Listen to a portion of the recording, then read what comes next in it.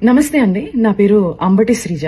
నేను రాంబాబు గారి మూడో అమ్మాయిని. అమెరికాలో ఉంటాను. అయితే నేను మీ అందరి ముందుకు ఎందుకు వచ్చానో మీకు ఈ పాటికి అర్థమై ఉండాలి.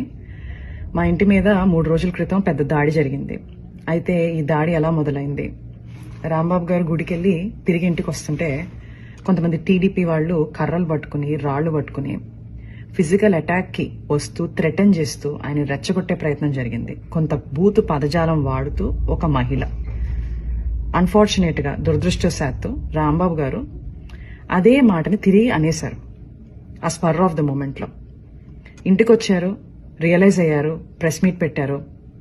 ఇంత పెద్ద లీడర్ గా ఉండి నా బ్యాలెన్స్ ని నేను కోల్పోయి ఉండకూడదు, నేను ఆ మాట అనుండకూడదు అని ఆయనకున్న పశ్చాత్తాపాన్ని చాలా క్లియర్ గా వ్యక్తం చేశారు.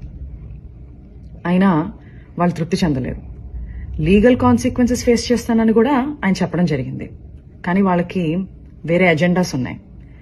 టీడీపీ గూండాలు తండోపతండాలుగా 9 నుంచి 10 గంటల పాటు నిర్విరామంగా మాట అన్న మనిషి మీద అటాక్ మాత్రమే కాదు, ఆయన కుటుంబం మీద, ఏమీ తెలియని రాజకీయాలతో సంబంధం లేని మా మదర్, మా సిస్టర్స్, వాళ్ల పిల్లల మీద అటాక్ చేయడం జరిగింది.